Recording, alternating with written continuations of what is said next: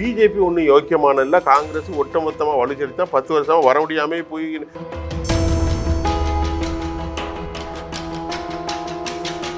Sir நான் கேட்கறது ஸ்டாலின் ஆட்சி காமராஜ் ஆட்சின்றாங்க. 8% ராமர் கோயில் விவகாரத்தில் உயர் சாதிகள் இடத்துல மட்டும்தான் பேச்சு பொருளாக இருந்துச்சு.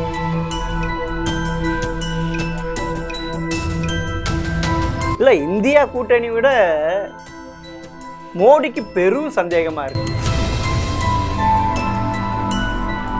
தாங்க போற எலும்பு துண்டு வாங்குறதுக்கு இவங்க இருக்காங்க. அவர் பணத்தை வாங்கிட்டாங்க நிறைய பேர் சொல்றாங்க. அது நமக்கு தெரியாது. அவர் சொன்ன உடனே வரப்போறதும் இல்லை, அவர் சொல்லாட்ட தோத்து போறதும் இல்லை.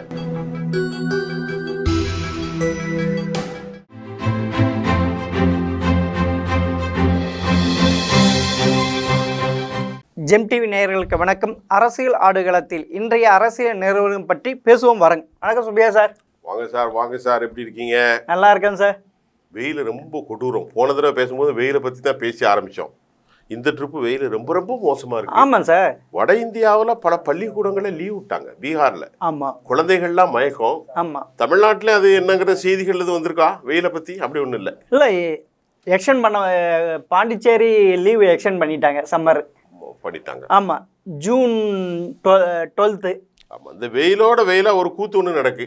நம்முடைய பிரைம் மினிஸ்டர் உங்கள்ட்ட செய்திகள் நிறைய வச்சிருப்பீன்னு நினைக்கிறேன். ஆமாம், மத்திய மண்டபத்தில் குமரியில் இன்னைக்கு அவர் நேற்று வந்துட்டாரு. ஆமாம். ஆனால் சுற்றுலா பயணிகளுக்கு தடை பண்ணியிருந்தாங்க. இன்றிலிருந்து சுற்றுலா பயணிகள் மகிழ்ச்சியாம். ஐயா ஒரு பக்கம் மத்தியில் மோடி உட்காந்து தியானத்தில் இருக்கிறார். அது மத்திய மண்டபத்தில். சுற்றுலா பயணிகள் வெளியே இருந்து அப்படி பார்த்துட்டு, இந்த மத்திய மண்டபத்துக்குள்ளே மட்டும் செக்யூரிட்டி இருப்பாங்கன்னு நினைக்கிறேன். ஆனால் அது ரெஸ்ட்ரிக்ஷன் பண்ணி தான் அனுப்புவாங்க. அதை பற்றியான செய்திகள் வச்சுருப்பீங்களா? என்ன சொல்ல போகிறீங்க? அதான் அவருடைய தியானம் பற்றி தான் பெருசாக பேசிட்டு இருக்கு. தியானம் பற்றி பேசணும். தியானத்தில் ஒரு செய்தியும் இல்லை. நான் காலையில் முழிச்ச உடனே இங்கிலீஷ் சேனலில் பார்ப்பேன். ஆனால் அதில் மோடியுடைய இதை பற்றி பெருசாக ஒன்றும் இல்லை. ஆனால் ரிபப்ளிக் டிவி தொடர்ந்து ஒளிபரப்பிட்டு இருக்காங்க. ஆமாம் சார். பாறையில் நின்று மைக்கை பிடிச்சி பேசிக்கிட்டு இருக்காப்புல. ஆமாம். இந்தியா டுடேல பிரிஜ்வால் ரேவனாவுடைய கைது பற்றி நேற்று ராத்திரி அது ஒரு செய்தி, முக்கியமான செய்தி. ஆமாம். அது அரசியலுக்கு எந்த மாறுதலும் ஏற்படாது. இல்லையே, எல்லாம் முடிஞ்சுது. ஆனால் அது செய்தியா போயிட்டு இருக்கு. ஆமாம், அது ஒன்றும் இல்லை. அது போதும். இல்லை, கேதார்நாத்தில் போய் உட்கார்ந்தாரு. இதே மாதிரி தான் கேதார்நாத்தில். ஆமாம், 2019. அதை நம்ம ஒன்றும் செய்ய முடியாது சார். ஒரு வருஷத்துக்கு எங்கே வேணாலும் போவார் சார். அது தேர்தல் நடைமுறை விதிக்கு அது கரெக்ட். அந்த விரோதம்ன்றாங்க. தேர்தல் நடைமுறைக்குன்னா அது மீடியாக்காரங்களுக்குன்னு ஒரு தார்மீக கொள்கை இருக்கு. பிரதமர் தியானத்தில் இருக்காருன்னா அதை 24 மணி நேரம் காட்டிக்கிட்டு இருப்பாங்களா? எது பிரதமர் ஒருத்தர் நான் தியாகத்தில் இருக்க முதல்ல அவர் நினைக்கணும். ஹிந்து தர்மம் எப்படின்னா, பகட்டை ஹிந்து தர்மம் எப்பவும் விலகாது. நல்ல கவனிங்க. ஹிந்து தர்மத்தை பற்றி அதிகமாக எனக்கு தெரியும். நான் நிறைய படிச்சிருக்கேன். நீங்களும் படிச்சிருப்பீங்க என்னோட. நான் ஹிந்து மதத்தை சாராதவனாக இருந்தாலும் ஹிந்து தர்மம் எனக்கு தெரியும். ஹிந்து தர்மத்தினுடைய சிறப்பு பணிவு தான். மனிதனுக்கு சேவை செய்வது கடவுளுக்கு ஒப்பான சேவைக்கு சமம். அதனால தான் ஹிந்து தர்மத்தில் கோலம் போடுறது கூட இன்னைக்கு இருக்கக்கூடிய கெமிக்கல் கோலம் அல்ல, மாக்கோலம் போட்டு பூச்சிகளும் உணவருந்துவது. இதுக்கெல்லாம் ஒரு கதை இருக்குது. நெற்றியில் இல்லாத நீர்பால், நீரில்லா நெற்றி பால் அப்படின்னு என்ன சொல்கிறேன்னா, மனிதனுக்குடைய சுகாதாரம். யார் வந்தாலும் ஹிந்து தர்மத்தில் பணிவு, அன்பு, அஹிம்சை, சகோதரத்துவம். போன உடனே ஒரு தண்ணியை கொடுப்பான், ஒரு நீராகாரத்தை கொடுப்பான். ஆனால் மோடியுடைய இதை நான் ஒரு பத்திரிகைக்காரன் எப்படி பார்க்குறேன்னா, இது ஹிந்து மதத்தினுடைய அனுஷ்டானங்களாகவோ தியானங்களாகவோ நான் பார்க்கல. நீங்கள் மாறுபட்ட கருத்து உங்களுக்கு இருக்குன்னு நினைக்கிறேன். இது அரசியல் தியானமாக நான் பார்க்குறேன். நீங்கள் என்ன சொல்கிறீங்க சார்? அரசியல் எல்லாமே அரசியல் தான் சார். இதில் என்ன சார் இருக்கு? இல்லை, அதாவது இல்லை இதில் என்ன இருக்கு? இதில் சந்தேகம் இல்லை. இதில் என்ன இருக்கு? நான் தான் கேட்குறேன்.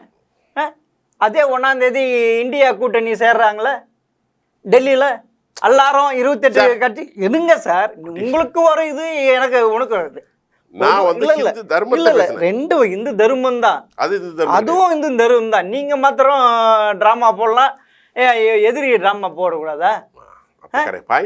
இது 28 பேர் கை நீக்கி இது பண்றவோ. அப்பனா இருங்க சார். 58 தொகுதி, அது ரொம்ப முக்கியம் இல்லையா? இந்த 58. ஆமா, 7வது கட்டத்துல நான் சனிக்கிழமை நடக்குது. என்ன பிரச்சனை ஐயா? நீங்க கேக்குறதுக்கு நான் பதில் சொல்லட்டா? கேட்கறதா? இவர் வந்து நேற்று மாலை, நேற்று எத்தனாம் தேதி? எது? நேற்று வந்து 30ஆம் தேதி. ஆமா, நேத்தோட பிரச்சாரம் முடிஞ்ச உடனே அவர் வந்துட்டார். ஆமா, வந்து 30ஆம் தேதிக்கு அப்புறம் அவர் வந்த மட்டும் இல்லாம இந்தியாவுடைய தேர்தல் ஆணையம் சொல்லியிருக்கணும், ஐயா பிரச்சாரத்தில் ஈடுபட்டவர்கள் எல்லாம் டிவியில பிரச்சாரம் பண்ணக்கூடாது. ஆமா. ஆனா இவர் எலெக்ஷன் கவுண்டிங் போலிங்குக்கு முன்னாடியே இவர் வந்து பிரச்சாரத்துல உட்கார்ந்துட்டார். இல்ல அது அப்படி ஆனால் கிடையாது. சொல்லி முடிச்சிடுறேன். இந்தியா கூட்டணி இருங்க சார், தேர்தல் நடைமுறை விதி பிரகாரம் பிரச்சாரம் செய்யக்கூடாது, எதுவும் செய்யக்கூடாது. ஆமா, அப்படிதான் இருக்கே தவிர இப்படி எல்லாம் தியானம் இருக்கலாம். அதுல அதே நீங்க என்ன தெரியுமா இருக்கு சார், அவரே அதை வீட்டுக்குள்ள தியானத்துல உட்கார்ந்து இருந்தா என்ன சொல்லியிருப்பீங்க? ஒண்ணும் சொல்ல மாட்டாங்க, யாருக்கும் தெரியல. இல்ல இல்ல இல்ல இல்ல, அவர் பயந்து போயிட்டு வீட்டுல போய் நுழைந்துச்சாரு. அதுதான் இருங்க சார், இருங்க சார், அது அப்படி எடுத்து விடுவாங்கல்ல இந்தியா கூட்டணி. அது இதுவையும் பார்க்கணும், ரெண்டு பக்கமே இது பண்ணணும் சார். குட்டிக்கண்ண சார் நீங்க இல்ல இல்ல, இது என்ன புதுசா? 2014 எங்க போனாரு? யாரு? 14 எலெக்ஷன் முடிஞ்ச உடனே, தேர்தல் இறுதி கட்ட தேர்தல் முடிஞ்ச உடனே மும்பைக்கு போனாரு. எங்க சிவாஜி வந்து அப்சல் குருவை கொலை பண்ண இடத்துல, சாரி வெற்றி பெற்ற இடத்துல அவர் இதுன்னு அங்கே போய் இது பண்ணார். 2019 கேதார்நாத்தில் இருந்தார். இப்போ இது பண்ணுற அது தொடர்ந்து பண்ணிகிட்டு இருக்கீங்க. இன்னும் புதுசாக பண்ணிகிட்டு இருக்காங்க சார். எலெக்ஷன் கமிஷன்கிட்ட கேட்டு தான் சார் பண்ணுறாங்க, பிரச்சாரம் தான் பண்ணக்கூடாது சார். எது இது இது ஏன்னா 2019 அவங்களுக்கு கெயின் கொடுத்துருக்கு சார். அப்பையும் இதே மாதிரி 59 தொகுதிகளில் 40 தொகுதி மேலே வின் பண்ணாங்க கேதார்நாத்தில் இது இருக்கிறப்ப. இப்பயும் அதே மாதிரி இருக்கு, அவங்களும் கேம் பிளான் பண்ணுறாங்க. இவங்க ரெண்டு பக்கமே கேம் சார். அதாவது கேம், அதாவது இப்போ மோடி அப்போ கேம் பண்ணுறாரு, எந்த பக்தியும் ஒன்றும் கிடையாதுன்னு நீங்கள் சொல்கிறீங்க. ஆமாம்.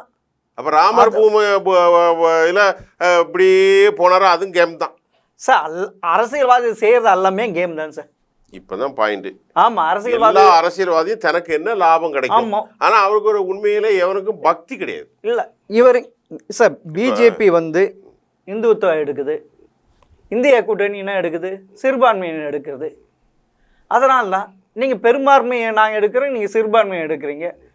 ரெண்டு பேரும் ஓட்டுக்கு தானே போராடுறாங்க. சரி, இப்போ இது வந்து கொள்கை ரீதியா நீங்க சொல்லிட்டீங்க. அப்போ மோடி வந்து இந்த முறை வந்து இந்த முறையில் எந்த முறையும் இந்து மதத்தையோ பக்தியோ அவருக்கு இல்லை, இருக்கலாம் அது தனி. ஆனால் இந்த மாதிரி நடைமுறைகள் வாக்கு வங்கி அரசியலுக்காக செய்யப்படுகின்றது. ஆனால் இங்கே என்ன பிரச்சனை என்றால் மக்கள் பொதுவான கருத்து அடிப்படையில் தான் வாக்களிக்க போறாங்க தங்களுக்கு. ஏன்னா அதனால தான் 8% ராமர் கோயில் விவகாரத்தில் உயர் சாதிகள் இடத்துல மட்டும்தான் பேச்சு பொருளாக இருந்துச்சு. சிஎஸ்டிஎஸ் நிதி ஆயோக கருத்து என்னன்னா பெருசாக இல்லை, ஆனால் மக்கள் ராமனை பற்றி ரொம்ப நேசிக்க ஆரம்பிக்கிறாங்க. யார்? தலித் மக்களும் கூட ராமர் கோயிலுக்கு போகிறத அவங்க விரும்புகிறாங்க, போய்கிட்டு தான் இருக்கிறாங்க. ஆனால் இது எலெக்ஷன் பிரச்சனையை ஆக்கக்கூடாது அப்படின்ட்டாங்க. உத்தரப்பிரதேசத்தில் மக்களே பேட்டி எடுத்தாங்க, நான் பார்த்தேன் ஆடியோவில், ஹிந்தியில் பேசுகிறாங்க. கோயில் கட்டுறது அது நம்முடைய நம்பிக்கை, நம்ம கோயிலுக்கு போகிறோம். இதுக்காக மோடிக்கும் காங்கிரஸுக்கும் சமாஜ்வாடிக்கும் ஓட்டு போடுறதுல நாங்கள் பிரிவினை பார்க்க மாட்டோம், எங்களுக்குள்ள பிரச்சனைகள் அடிப்படையில் நாங்கள் வாக்களிக்க போகிறோம் அப்படின்னு சொல்லிட்டாங்க. ஆனாலும் கூட எதிர்க்கட்சிகள் இது தேர்தல் மரபுகளை மீறுவது, எலெக்ஷன் கமிஷன் இதை ரிலே பண்ணுறதுக்கு இல்லை டெலகாஸ்ட் பண்ணுறதுக்கு அலோவ் பண்ணக்கூடாது அப்படின்ட்டு அவங்க பரிந்துரை வைத்திருக்கிறாங்க. தேவைப்பட்டால் தமிழ்நாட்டுடைய செல்வ பெருந்தகை போன்றவர்கள்லாம் நீதிமன்றத்தை அணுக போகிறதாகவும் சொல்லியிருந்தாங்க. அதுக்கெல்லாம் சாத்தியம் இல்லை சார். அவ்வளவுதான் விஷயம். இல்ல இங்க இருந்து சத்யபிரகாஷ் போய் பார்த்து மனு கொடுக்க போனாரு, கொடுத்தாரு? அதெல்லாம் கொடுக்க மாட்டாங்க, சும்மா போற போக்குல அடிச்சுட்டு போறது. அதாவது பிரஸ் கிளப்ல பேசுறதுக்கு செய்தி வேணும், 15 பேர் மைக்க நீட்டும் போது சொல்றது.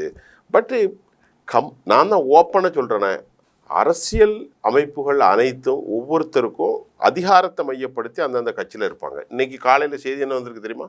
ஏபிபியினுடைய நியூஸ் சேனல்ல வந்து செய்தி இங்கிலீஷ்ல, டெல்லியில் இருக்கக்கூடிய பெரும்பான்மையார்கள் லோக்கல் டியூபில் யூடியூப்பில் ஏபிபி நியூஸ், பெரும்பான்மையான ஐஏஎஸ் அதிகாரிகள் ரகசியமாக ராகுல் காந்தியை சந்திச்சாங்க. ஆமா, இதுக்கு என்ன அர்த்தம்? ஆமா, ஏன் இன்னைக்கு ஏபிபியில் காலையில்? ஆமா, இதுல வந்துருச்சு, நேத்தே வந்துருச்சு. இல்ல மத்த யூடியூப்ல பேசுறத எடுக்க கூடாது. இல்ல நேத்தே வந்துருச்சு. ஏன்னா அவங்களுக்கும் சந்தேகமா இருக்கு, யார் வருவான்னு தெரியல. ஆமா, தெரியல பாக்குறேன். ஆனா அவங்களுக்கு ஓரளவுக்கு மெசேஜ் வந்துரும்ல யார் வரப்போறான்ட்டு. இல்ல எப்படி இருக்கு சார், எதுவுமே நான் தான் சொல்லிட்டேன், எதுவுமே predict எதுவுமே பண்ண முடியாது பண்ண சார். முடியாது. இப்போ எதுவுமே தெளிவா யாருமே எதுவும் பண்ண முடியாது சார்.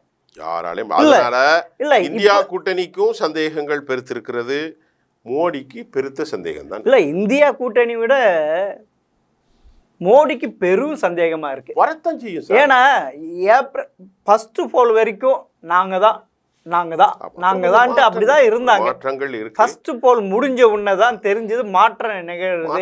ஏன்னா மக்கள் அமைதியா இருக்கிறாங்க. குட்டிக்கண்ண சார் இப்ப எப்படின்னா எக்ஸ்ட்ரீமா ஒரு எல்லையை தொட்டுட்டாங்க அவங்க. இப்ப ஆமா நம்ம அதை டீட்டெயிலா 25 தொகுதிக்கு 25 ஜெயிச்சிட்டாங்க. ஆமா 48க்கு 42 ஆமா. ஜெயிச்சாச்சு. இது இது பாருங்க, ராஜஸ்தான், குஜராத், இப்ப ஹரியானா, எல்லாமே ஜார்க்கண்ட், சத்தீஸ்கர் எல்லாமே டெல்லியில 7க்கு 7. 7. இனி எங்க ஜெயிக்க? ஆமா எங்க ஜெயிக்க? ஆமா ஜெயிச்சாச்சு. யூபில 64 ஜெயிச்சாச்சு. ஆமா 80க்கு 64 அவங்க கூட்டணியோட சேர்த்து. அப்ப அதுல 62 அவங்க ஒண்ணு அவங்க இதை தக்க வைக்கணும். ஆமா இந்த 303க்கு இதே மாதிரி வரணும், இல்லைன்னா இது வந்து குறையணும். இந்த ரெண்டு தான் நடக்கும். இதுக்கு கூடாது. ஏன்னா 29 தொகுதி மத்திய பிரதேஷ், இனி 39 தொகுதியிலே ஓட்டு நிற்கும். 29னா 29 தான். தமிழ்நாடு 39, பாண்டிச்சேரி 1னா 1 தான். தெலுங்கானா 17னா 17 தான். கர்நாடகா 28னா 28 தான். ஆமா சார். ராஜஸ்தான் 25னா 25 தான். யூபி 80னா 80 தான். ஜார்க்கண்ட் 10னா 10 தான். சத்தீஸ்கர் 11னா 11 தான். இப்படித்தானே இருக்கு. ஹரியானா 10, ஜார்க்கண்ட் 14. இல்ல 2014 வந்து வளர்ச்சி கரப்ஷன் சொல்லிட்டு இருந்தாங்க. அது கொஞ்சம் எடுபட்டுச்சு. மோடி வேவும் இருந்தது. 2019 தேசிய பாதுகாப்பு, புல்மா, அது ஒரு இது இருந்தது. 2024 எதுவுமே இல்லையே சார். ஆனாலும் நான் ஒரு விஷயத்தை உறுதியா சொல்லுவேன் சார். இந்த 38% இருக்குல்ல சார் மோடி, அதுல பெரும்பான்மையாக அவருக்கு ஹிந்துத்துவ வாக்குகள் எத்தனை சதவீதம் இருக்குன்னு நீங்க நினைக்கிறீங்க? பெரும் மக்களை விட்டுருங்க. இப்போ மோடி கடந்த முறை 37 எடுத்தார். ஒரு 37% எடுத்துட்டாருன்னா அந்த 37% அதிமுக ஓட்டு இருக்கு, அகாலிதளம் ஓட்டு இருக்கு, சிவசேனா ஓட்டு இருக்கு, நிதிஷ்குமார் ஓட்டு இருக்கு. ஒரு பேச்சுக்கு சொல்ல வரேன், அப்படிதானே? தனியா அண்ணன் வந்து பாலில் தண்ணியை பிரித்து குடிக்கிற மாதிரி சொல்ல முடியாது.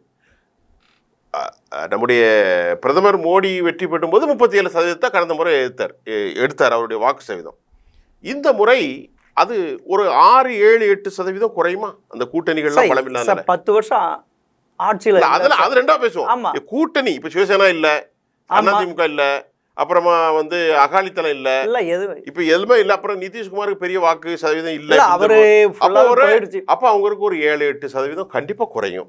இப்ப 10 வருஷம் ஆட்சி இருக்கிறனால ஒரு 3-4% குறையத்தான் செய்யும். அப்பதான் நீங்க சொல்றது பாத்தீங்கன்னா ஒரு 28% வரும்ன்றீங்க. நான் நினைக்கிறேன். நீங்க நினைக்கிறீங்க என்ன சார்? 37க்கு வருவாரா? அது சரியா சொல்ல முடியாது சார். ஏன்னா இல்ல பர்சன்டேஜா ஓட்டு குறையும். ஆனா நீங்க வந்து குறையுதுன்ற, ஆனா 2019 விட குறையுதுதான். ஆனா ஓட்டு போட்டுடைய டென்சிட்டி அதிகமா இருக்குல்ல. ஓட்டு போட்டுடைய அன்னைக்கு எவ்வளவு பேர், எத்தனை பேர் இன்னைக்கு எதுன்ட்டு குறைஞ்சிட்டு இல்ல சார்.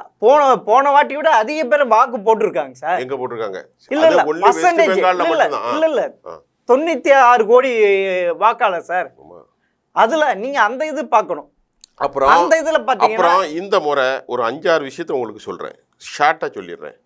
இந்த முறை விவசாயிகளுடைய பிரச்சனை 1, அவர் எதிர்நோக்கி இருக்கிறது விலைவாசி 1, 2, வேலையில்லா திண்டாட்டம் 3, ஜிஎஸ்டி 1, ஜிஎஸ்டி அது வழக்கம் போல உள்ளதான். ஜிஎஸ்டி பிரச்சனை போயிட்டு இருக்கு. அப்புறம் அக்னிவீர். அடுத்து ரொம்ப முக்கியமா பாக்குறது புதிய இளைஞர்கள் வந்திருக்கிறாங்க வாக்காளர்களாக. இப்போ 5 வருஷத்துக்கு முன்னாடி உள்ள வாக்காளர்கள் பெரும்பாலும் போயிட்டாங்க. இப்போ புதிய இளைஞர்கள் வந்திருக்கிறாங்க.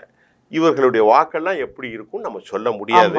அதனால ஒரு அறிவுபூர்வமா இப்போ நிறைய யூடியூப்ல மோடி வர முடியாது இப்படிலாம் பைத்தியகரத்தனமா பேசக்கூடாது சார். இன்னும் கூட சார் காங்கிரஸ் பேச தெரியாது. இல்ல காங்கிரஸ் இன்னும் கூட இந்த 6 போல் முடிஞ்சிருக்கு. இன்னும் அவங்களால சொல்ல முடியும். கரெக்ட்டா சொல்ல முடியும். காங்கிரஸ் இல்ல சில பிரெடிக்ஷன்ல 52ல இருந்து 65 தான் வருங்கறாங்க. ஆமா கொஞ்சம் சிலதுல கொஞ்சம் 70 வருங்கறாங்க. சிலதுல 80 வருங்கறாங்க. ஆமா ரொம்ப ரேர் கருத்து 100 தொகுதி தொடுறாங்க. ஆனா பிரசாந்த் கிஷோர் வராதுங்கறார். அதான் பிரசாந்த் கிஷோர் ஒன்னும் களத்துல போய் ஆய்வுலாம் செய்யல. ஆனா அவரு சில கால்குலேஷன் போடுறாரு. அவர் பணத்தை வாங்கிட்டாங்க நிறைய பேர் சொல்றாங்க. அது நமக்கு தெரியாது. அவர் சொன்ன உடனே வரப்போறதும் இல்லை, அவர் சொல்லாட்ட தோத்து போறதும் இல்லை. இதுதான் நிலை. வேற நேற்று ஒரு பிரச்சனை ஒன்று இதோட பேசி முடிச்சிருவோம். கட்காரி பிரச்சனை ஒன்று பெரிய வில்லங்கத்தில் போயிட்டு இருக்கு. நாகபுரியில் வந்து கட்காரியை தோக்கடிக்கிறதுக்கு அமித்ஷாவும் இவங்களும் திட்டம் போட்டாங்கன்னு. ஆனால் அதில் கொஞ்சம் வாய்ப்பு இல்லைன்னு சொல்ல முடியாது. கட்காரி இவ்வளோ ரொம்ப அமைதியாக இருக்கிற பற்றிலாம் அவருக்கு ஆர்எஸ்எஸை பற்றி அந்த செய்தி அஃபிஷியல் செய்தி என்னன்னு கேட்டோன்னா, அவர் ஒரு பெரிய தொழிலதிபர் நிதின் கட்காரி. ஆர்எஸ்எஸ்க்கு நிறைய பணங்களை வெளியிருந்து கொண்டு வந்து அமைப்பு ரீதியாக ஹெல்ப் பண்ணியிருக்காரு. அவர் அதனால தான் சிஏஜி ரிப்போர்ட்டில் 7.5 லட்சம் கோடி போச்சு இல்லையா, அந்த அதில் யாரை பற்றி சொல்லிருச்சு பற்றி. ஆமாம், கட்காரி. அதை வெளியிட்டது யார் தெரியுமா? சிஏஜினா யாரு? மோடி அரசு தான் வெளியிட்டாங்க சார். அதுவும் ஒரு அட்டானமஸ் பாடி தான் சார். அதுவும் ஒரு அட்டானமஸ் பாடி தான். ஆனா இவங்க வந்து அது அபிஷியலா அந்த அட்டானமஸ் பாடி வெளியிட்டதை இல்ல, கவர்மெண்ட் கொடுக்குற டேட்டா வச்சு தான் அவங்க இது பண்ண போறாங்க. ஆனா அதுல ஒரு சந்தேகம் தெரிவிக்கிறாங்க. இந்த நாட்டுல எத்தனையோ துறைகள் இருக்குத. ஆனா கட்காரி ஒரு நல்ல மனுஷனா தான் சொல்ற. கட்காரி அவர் மேல தானே இல்ல அவர் மேல தானே 1 கிலோமீட்டருக்கு போறதுக்கு 180 கோடி வந்து 250 கோடி ஆக்கிட்டாரு. 15 கோடி வந்து 250 கோடி. நான் ஏற்கனவே சொல்லியிருக்கேன், கருப்பட்டி பானைக்குள்ள கையை விட்டவன் நக்காம இருக்கிறது இல்லைன்னு போன முறை உங்கள்கிட்ட சொல்லிட்டேன். அதே மாதிரி கருப்பட்டி பானை தான் அவ்வளோ பேரும் மொத்தமாக நக்கக்கூடிய ஆள் தான் தமிழ்நாட்டில் உள்ள திராவிட தலைவர்களாக இருக்கானோ. ஓப்பனாக சொல்கிறேன், பிஜேபி ஒன்றும் யோக்கியமான இல்லை, காங்கிரஸ் ஒட்டுமொத்தமாக வலுச்செடுத்தா 10 வருஷமாக வர முடியாமல் போய் கிடக்குது. புரியுதா உங்களுக்கு? போன தடவை காங்கிரஸ் என்னாச்சு, அண்ணா அதர் சிஸ்கேமு, கோல்மைன் சிஸ்கேமு, அசோக் ஜவானை இப்போ உள்ள சேர்த்துருக்காங்க, அவர் மேலே தான் செஞ்சாங்க. பிஜேபி இருக்கிற அவ்வளோ பெரிய முதல்ல தான் இருக்கு, அவ்வளவுமே ஊழல் முதலைகள் தான் உட்காந்துட்டு இருக்கான். இல்ல இன்னொன்னு சொல்றாங்க, மத்தியில காங்கிரஸ் படை நிலைமைக்கு வேணும் 2004 நிலைமைக்கு வரதுக்கு இன்னும் 20 வருஷம் ஆகும், அப்படியும் கதை விடுறாங்க. அது 20 வருஷம் கதை நம்ம பேச முடியாது. இல்ல அதெல்லாம் 20 வருஷம் நமக்கு சங்கூதிரும். இல்ல 1996ல ஜெயலலிதா 4 இடம் தான் ஜெயிச்சாங்க. 2001ல சார் அம்மா வந்து 96ல பர்கூர்ல தோத்தாங்க. ஆமா, 98ல ஜெயிச்சிட்டாங்களா பார்லிமெண்ட்ல. கோவை குண்டு வெடிப்பு வெடிச்சுத உடனே வந்துட்டாங்களா அம்மா? ஆமா, 2001ல ஆட்சிக்கு வந்துட்டாங்களா? 2001க்கு முன்னாடி 2 வருஷத்துல கொண்டு வந்துட்டாங்க இல்லையா? ஆமா, புரியுதா உங்களுக்கு? ஆக மக்களின் மனநிலையை நாங்க காண்ட் பிரெடிக்ட். ஆனா நார்த் இந்திய மக்கள் வந்து நம்மளால எதுவுமே அவங்க வந்து பக்தியே அது இதுன்ட்டு ஊறி போயிட்டு உறுதி அது பக்தி இருக்கு. அதாவது அவங்களுக்கு அந்த கசப்பான அனுபவம் இந்த முகலாய மன்னர்கள் ஆட்டையை போட்டான். ஆமா, முகலாய மன்னர்கள் படையெடுத்தான், அந்த உணர்வு அந்த மக்களுக்கு தூண்டப்படுகிறது, டிகரிங் பண்ணப்படுகிறது. Instigate operation have been made. அதனால அவங்க they got lot of the bitterness experience except Dalit. உங்களெல்லாம் கேவலப்படுத்துனாங்க, எவ்வளோ பாய் வந்து ஃபுல்லாக ஆட்டையை போட்டாங்க, பொம்பளைய அப்படி பண்ணா இப்படி பண்ணான்னு. ஆனால் தமிழகத்தை பொறுத்தவரை, சவுத் இந்தியாவை பொறுத்தவரை அப்படி ஒரு சூழல் இல்லை. இங்கே இருக்கக்கூடிய பிராமினோ, இங்கே இருக்கக்கூடிய தலித்தோ, இங்கே இருக்கக்கூடிய செட்டியாரோ, நாடாரோ, முக்குளத்தோரோ, வன்னியரோ எல்லாம் இப்படி இருக்கான் பாயின்னு. இங்கே அங்கே அந்த லெவலில் இல்லை. முகல் எம்பையர் லாஸ்ட்டு யாரு அவுரங்கசீப் தான் சார் தமிழ்நாட்டுக்கே வர்றாங்க. இங்க கிடையாது, அவங்க லாஸ்ட்ல தான் வந்தாங்க. பெரிய லெவல்ல எதுவும் வெறுப்பு அரசியல் இங்க யாருக்கு வந்திருக்கு? பாளையத்தாருடைய பிரச்சனை. இப்போ நாடார் கம்யூனிட்டியை ரொம்ப டீக்ரேட் பண்ணாங்க. யார் பண்ணா? இந்து மதத்தில் இருக்கக்கூடிய திருவிதாங்கூர் சமஸ்கரணம் பாளையத்தார்கள் கோயிலுக்குள்ளே விடக்கூடாதுன்னா அவ்வளோ நாடாரும் சிவகாசியில் 2000 பேரை போனான். அப்போ முத்துராமலிங்க எல்லாம் போகக்கூடாதுன்னா ஏன்? இன்னைக்கு அந்த சமூகம் வந்து இன்னைக்கு உலக சமூகமாக மாறி இருக்கு. எல்லா துறையிலும் உலகமாக மாறி இருக்கிற அன்னைக்கு சட்டை போடக்கூடாது 1819. நான் ஏற்கனவே சொல்லியிருக்கிறேன். ஏன்னு கேட்டேன்னா, மனித சமூகத்தை இவ்வளவு பெரிய அநியாயத்துக்கு உட்படுத்தக்கூடிய ஒரு தீண்டாமை இந்தியாவை விட்டு இன்னும் விலகலை. ஆனால் இவனு எல்லா தீண்டாமையும் இப்போ கேட்குறா, தமிழ்நாட்டில் கேட்டா மறுபடியும் சொல்கிறேன், எல்லாம் பாப்பார் தான் செஞ்சான்றான். நான் கேட்குறேன், இருங்க சார் இப்போ திராவிட ஆட்சி தான் நடக்குது. என்ன செஞ்சா அன்னைக்கு விட இப்போ ஓவரா போயிட்டு இருக்கு சார். என்ன ஓவர போகுது? ஜாதி சொல்ல வந்தேன். வேங்க வயல்ல மலத்தை தண்ணி தொட்டில திருமாவளவனுக்கு அதான் மனவெறுப்புல இருக்கான். அது ஒண்ணு. திருமாவளவன் அவர்கள் மனவெறுப்புல இருக்கிறார். திருநெல்வேலியில ஒரு காங்கிரஸ் மாவட்ட தலைவர் கொலை பண்ண அவர் என்ன சார் ஆச்சு? ஜெயக்குமார் தெரியலையே என்ன ஆச்சு? ராமஜியம் கொலை வழக்கு மாதிரி அதே மாதிரி தானே இருக்கு ஐயா. ராமஜியம் என்ன ஆச்சு? ஒண்ணுமே தெரியல. அது இல்ல இவ்வளையும் நடந்துட்டு இருக்கு. ஏதோ இப்ப செல்வ பெருந்தகம் வந்து சார் நல்ல ஒரு கலப்பி விடுறாரு. ஒன்று சொல்கிறேன், செல்வ பெருந்தகை கலப்பி போட்டு இந்த தலித் அமைப்புகளுக்கு நான் ஒரு வேண்டுகோள் வைக்கிறேன். செல்வ பெருந்தகைக்கோ, என்னுடைய நண்பர் தான் திருமாவளவன், உங்கள் அனைவருக்கும் நான் ஒரு பத்திரிக்கைக்காரனா, நான் எதுவுமே கூச்சப்படாமல் வைக்கப்படாமல் பேசக்கூடிய ஆள், எதை பற்றியும் கவலைப்பட மாட்டேன். நீங்கள் திராவிட இயக்கத்தோடு கொள்கையோடு இருக்கிறீங்க. இந்த சமூகத்துக்கு சேவை செய்யணும். குட்டிக்கண்ணன் சொன்ன மாதிரி வேங்கை வயல் வழக்குகள் என்ன ஆனது? புதுக்கோட்டையா பட்டுக்கோட்டையா பக்கத்தில் வேங்கை வயல் புதுக்கோட்டை அது என்ன ஆனது? அதே மாதிரி நம்முடைய தலித் சகோதர பையன் ஒரு பையன் நாங்குநேரியில் வெட்டப்பட்டான். அவன் தான் இப்போ நல்ல மார்க் எடுத்திருக்கான். இதுக்கு என்ன ஆனது? எவ்வளோ தாமிரபரணியில் ஒரு பல்லர் சமூகத்தை சேர்ந்தவனை அடிச்சிருக்காங்க, ஒரு பறையர் சமூகத்தை சேர்ந்தவன் அடிச்சிருக்காங்க. என்னடா நீ ஒரு சமூகத்தை சொல்லி அப்போ இதுக்கெல்லாம் இந்த திராவிட இயக்கம் பெரியாரிய வழக்கம் ஒன்றுமே செய்யலை. நான் மறுபடியும் சொல்கிறேன், செல்வ பெருந்தைக்கு சமூகத்தை மட்டும் இல்லை, நீதியாக பாருங்கள், சத்தியத்தை பாருங்கள், உண்மையை பாருங்கள். அப்படி இருந்தால் தான் உங்களுக்கு எங்களோட கூட்டு. இல்லைன்னா வாக்கு போடும் சமூகமாகவே மாறி போய் விடுவார்கள். யார்கள்? தலித்துகள். அது இருக்கட்டும் சார். இல்லை இப்போ செல்வ பெருந்தையில என்ன சொன்னீங்க சார்? ஏதோ ஒரு நாங்க 57 வருஷமா எது இல்லை, நாங்க 57 வருஷமா என்ன சார் செஞ்சுக்கிட்டு இருக்காங்க? சத்தியமூர்த்தி பவன்ல ஒவ்வொருத்தரும் வார்வலை தூக்கி அடிச்சுட்டு திரியுறாங்க. இப்ப இன்னைக்கு பிஜேபியில இருக்கிற குழப்பம் உங்களுக்கு தெரியுமில்ல? ஆமா, எவ்வளவு குழப்பம் இருக்கு. ஆமா, ஆட்டையை போடுறான், ஒருத்தன் காசை தின்னு போயிட்டான்.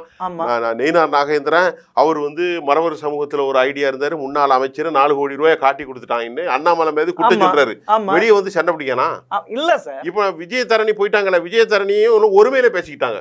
யாரு? EVKS இளங்கோணும். ஆமா, போமா அப்படின்னு திட்டி விட்டாங்க. வெளியே வந்து சத்தியமூர்த்தி போல சண்டை.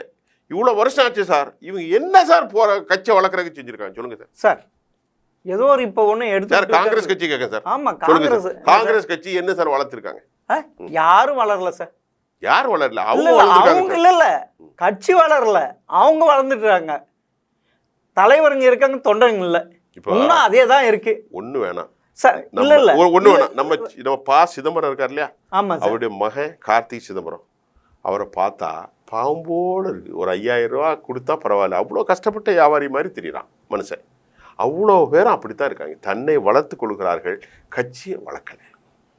கட்சியை வளர்க்கல. இப்ப அந்த லெவலுக்கு பிஜேபியும் போயிட்டு இருக்கு. அது வேற விஷயம். இல்ல அது இல்ல சார். எனக்கு EVKS இளங்கோ நினைச்சாதான் எனக்கு இதுவா இருக்கு. ஈரோடுல என்ன திரும்ப பேசினாரு? இந்த ஆட்சி காமராஜ் ஆட்சி. எப்படி சார்? எப்படி காமராஜ் ஆட்சி? எப்படி சொல்றது கூட ஒரு காமராஜ் இல்ல. உங்க அப்பா யாரு? நான் ஒண்ணு சொல்றேன் சார். உங்க அப்பா யாரு? EVK சம்பத். அவர் எங்க இருந்து வந்தாரு? எங்க இருந்து காங்கிரஸ்க்கு வந்தாரு? அவருடைய மகன் இப்படி ஒரு இது சார். ஐயா காமராஜை பத்தி பேசும்போது நான் ஒரே ஒரு விஷயம் பதிவு செய்றேன். என்னுடைய பையன் ஒரு பையன் இருக்கான். அவன் அமெரிக்காவில் உள்ள ஒரு கம்பெனியில் பெரிய அளவில் ஒர்க் பண்ணுறான். என்னுடைய 2வது பையன். மூத்த பையன் அப்படி அவ்வளோ பேச மாட்டான். மூத்த பையன் பெரிய அளவில் தான் நல்ல பிஸ்னஸில் இருக்கான், பெரிய குவைத்தில். இந்த 2வது பையன் எனக்கு சொல்லுவான், காமராஜரை பற்றி என்கிட்ட அடிக்கடி பேசுவான். யார்? என் 2வது பையன். அந்த படத்தை பார்த்து சொன்னான், அப்பா இப்படி ஒரு தலைவர் இருக்காருன்னு. அந்த பையனுக்கு இப்போ தான் 26 வயசு ஆச்சுன்னு, கல்யாணம் கூட ஆகலை. காமராஜருடைய படத்தை பார்த்து என்னுடைய 2வது பையன் இம்ப்ரெஸ் ஆகி சொன்னான். நான் அவனுக்கு காமராஜரை பற்றி சொன்னேன். ஐயா அவர்கள் அவ்வளோ கண்ணியமானவர். கண்ணீர் வந்தது அவனுக்கு. என்ன இப்படி ஒரு தலைவரை தமிழ்நாட்டில்? அவனுக்கு காமராஜரை பற்றி தெரியாது. என்கிட்ட வந்து படத்தை பார்த்துட்டு வந்து கேட்குறான், அப்பா இவ்வளோ பெரிய ஒரு தலைவராக அவர் இருக்கார். கக்கனை பற்றி சொன்னேன், ஜீவாவை பற்றி சொன்னேன். அப்போ 2 சட்டைக்கு மேலே இல்லை தலைவர். பக்கத்தில் ஒன்று சொல்லி முடிச்சிடறேன். நம்முடைய இளம் தலைவனுக்கு வைரவர்னு படுத்து கிடக்காரு. காமராஜ் சொல்கிறாரு, இன்றைக்கி நல்லா சாப்பிடணும்னு பாடு. அவன் நல்லா சிக்கன் மட்டன் ஐயா சொன்னார் காமராஜர். 2 முட்டை. எனக்கே ஒரு மாதிரி கண்ணீர் வருது. இப்படிப்பட்ட மகத்தான தலைவர் ஐயா. கடைசியில் திமுக பாவிகள், நான் பொதுவாக சொல்கிறேன், காமராஜ் சுவிட்சர்லாந்தில் வச்சுருக்கான், அதில் வச்சுருக்கான்னு அநியாயம். இறந்து போகும்போது எனக்கு உண்மையில தாங்க முடியல. ஒரே ஒரு ஓட்ட கண்ணாடியும் 2 கிழிஞ்சிச்சு சார். அப்போ கூட இல்ல அப்போ கூட அவர் இல்ல அப்போ கூட என்ன சந்தன கட்டையில் எரிக்க வேணாம், சாதாரண வெரைட்டியில எரிங்க வச்சுதான் இருக்கு சொன்னார். அதுவும் அது சார் உடல் தகனம் செய்ய. அவர் மனிதன்ல படைப்பு உள்ள ஒரு வித்தியாசமான சிறப்பு இல்ல சார். அவர் போட்ட விததான் சார் இன்னைக்கு பெரிய ஆலமரமா விருட்ச மரமா. அவரை பத்தி சொல்றேன். இப்ப எனக்கு உணர்ச்சி பூர்வமா பேசிக்கிட்டு இருக்கேன். வீட்டுக்கு போறாரு, அம்மா வயசு, ஐயா வாயா உன்னை பாத்தியவளோ, அம்மா வயசான அம்மா, என்ன பைப்பு மாட்டி வச்சிருக்க அப்படின்னு கேட்கிறாரு. ஐயா தண்ணி எடுக்க உடனே கூப்பிட்டு கண்ணமணி திட்டுறாரு. யார்? அந்த ஊர்ல உள்ளவன் ஐயா. கணேசன் கொடுத்தாரு வயசான மனுஷிக்கு ஒரு பைப்பு போட்டது 5 ரூபா காசு. இதெல்லாம் போடக்கூடாதுன்னு சொல்றோம்ல அப்படிங்கிறாரு பெருந்தலைவர். அவர் வார சொல்றேன். அவரை போய் இந்த நம்முடைய கருணாநிதி ஐயா என்ன சொன்னாரு? அண்டங்காக்கன்னு சொன்னாரு. இதெல்லாம் மறந்து போகும் எனக்கு. இல்ல சார், இதே மறக்கா சார். இல்ல சுவிட்சர்லாந்துல உள்ள பாஸ்புக் இருக்குன்னாரு. இல்ல அது ஒண்ணு இல்ல. இதே EVKS வந்து காமராஜ் ஆட்சி வந்து கக்கன் போல கூட நிறைய பேர் அமைச்சர் இருக்கான்றாரு சார். எவ்வளவு பெரிய மனுஷன் தெரியுமா? எவ்வளவு பெரிய மனுஷன் சார். காமராஜ் இது அவருடைய இது எங்க சார் இருக்கு?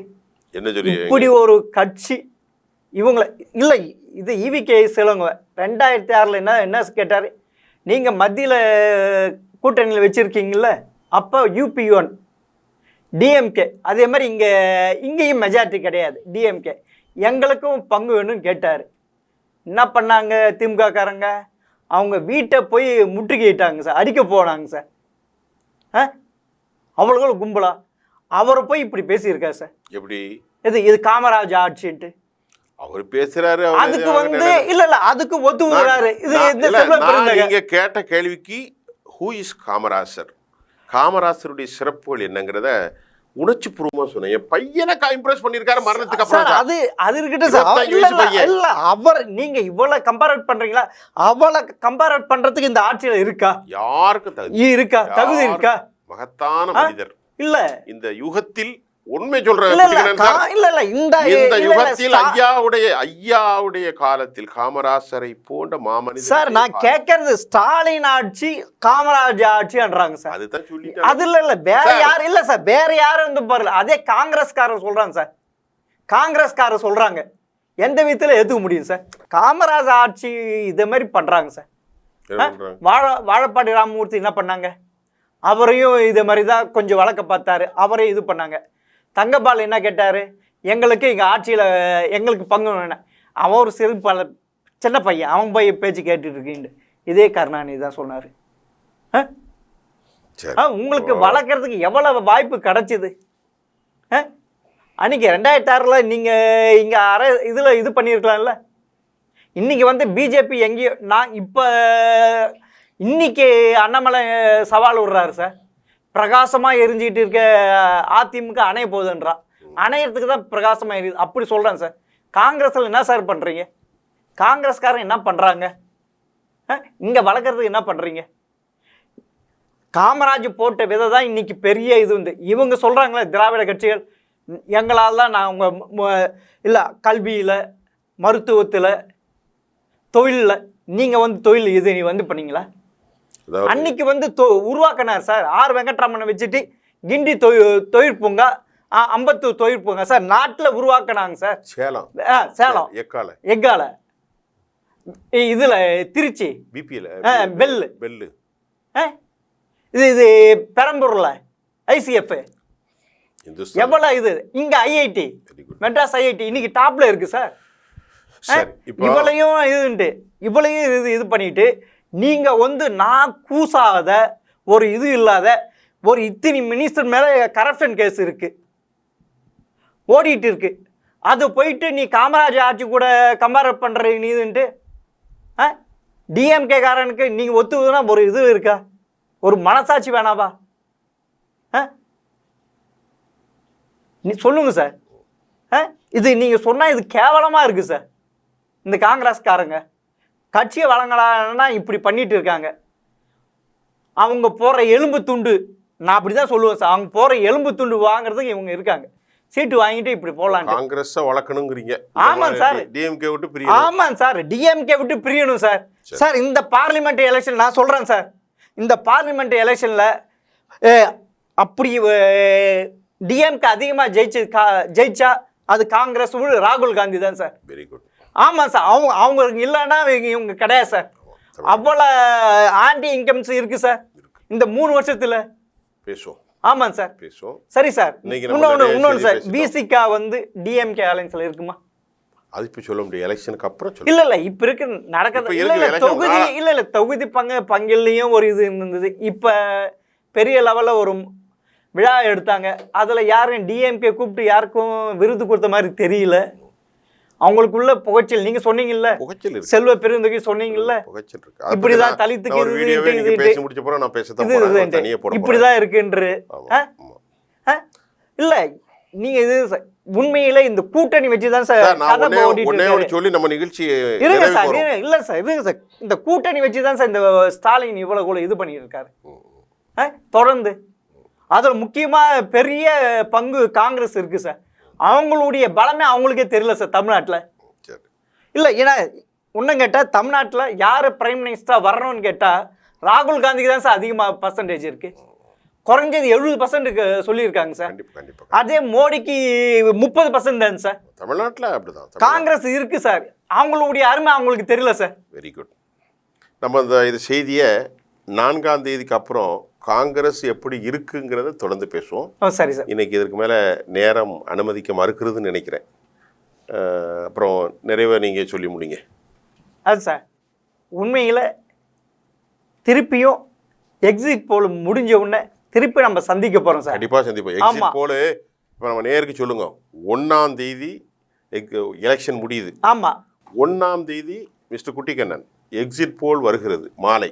ஆமாம். 5 மணிக்கு 6 மணிக்கு எலெக்ஷன் முடித்தோன்னே எல்லா தேதியும் இந்தியாவில் இருக்கிற பெரும்பான்மை செய்திகள் ஊடகங்களின் மூலம் வந்து கொண்டிருக்கிறது. ஜெம் தொலைக்காட்சி இரவு முழுவதுமாக இந்த நிகழ்ச்சியை ஒருங்கிணைச்சி அதனுடைய செய்தியாளர்களாக நாங்கள் 2ஆம் தேதி ஞாயிற்றுக்கிழமை விசேட நிகழ்ச்சியை கொடுக்க போகிறோம். அதாவது it is a comparison with exit போல். இது சாத்தியமானா ஆல் நேஷன் மட்டுமல்ல, உலகமே இதை எதிர்பார்த்து கொண்டிருக்கிறது. ஞாயிற்றுக்கிழமை மற்றொரு களத்தில் நான் உங்களை சந்திக்கின்றேன். அதுவரை எம் தொலைக்காட்சியிலிருந்து நாங்கள் விடைபெறுகிறோம். நன்றி. மிக்க நன்றி சார்.